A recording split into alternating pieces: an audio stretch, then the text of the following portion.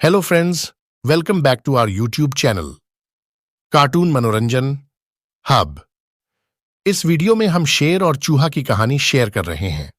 नन्हा सा नटखट चूहा जब शेर को परेशान करता है और शेर उसे अपने पंजे में दबोच लेता है, तब क्या नटखट चूहे की जान बच पाती है?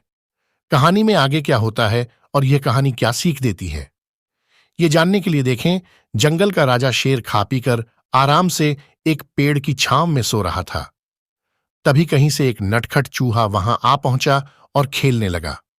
खेलते खेलते वह शेर के ऊपर चढ़ गया। कभी वह शेर की पीठ पर दौड़ता तो कभी सिर पर चढ़ जाता। कभी वह उसके कान पर झूलता तो कभी पूंछ से खेलता। उसे बड़ा मजा आ रहा है और उसकी उछल कूद बढ़ती जा रही थी। नटखट चूहे की भाग दौड़ से शेर की नींद टूट गई। आंख खोलकर उसने देखा कि एक छोटा सा चूहा उसके ऊपर खेल रहा है। उसे बहुत गुस्सा आया और उसने चूहे को अपने पंजे में दबोच लिया। शेर के पंजे में आते ही चूहा डर गया और थर थर कांपने लगा। शेर बोला, बदमाश चूहे, तेरी इतनी हिम्मत कि तू जंगल के राजा शेर की नींद में खलल डाले। अब तेरी खैर नहीं, मरने के लिए तैयार हो जा। अब मैं तुझे मारकर खा जाऊंगा। मौत सामने देख चूहा गिड़गिड़ाने लगा, वनराज, मुझे क्षमा कर दें। मुझसे बहुत बड़ी भूल हो गई। मुझ जैसे छोटे से प्राणी को खाकर आपको क्या मिलेगा? आपका पेट तो भर नहीं पाएगा। कृपा कर मुझे छोड़ दीजिए। अवसर आने पर मैं अवश्य आपके काम आऊंगा। चूहे की बात सुनकर शेर हंसने लगा और बोला, मैं जंगल का राजा हूं। मुझसे बलशाली इस पूरे जंगल में कोई नहीं। तू छोटा सा चूहा मेरे क्या काम आएगा?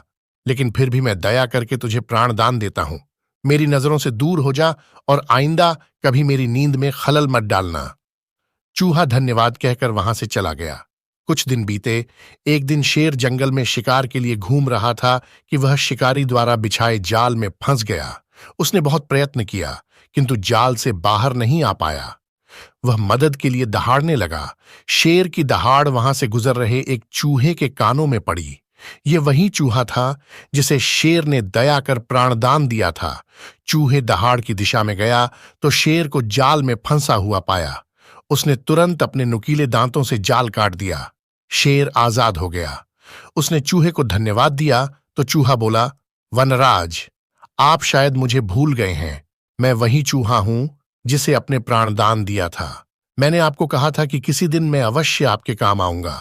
देखिए, आज मैं आपके काम आ ही गया।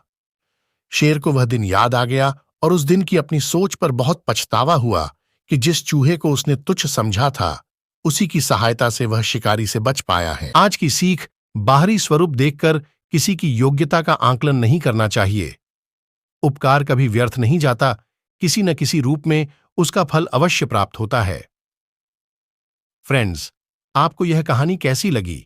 आप अपने कमेंट्स के द्वारा हमें अवश्य बताइए।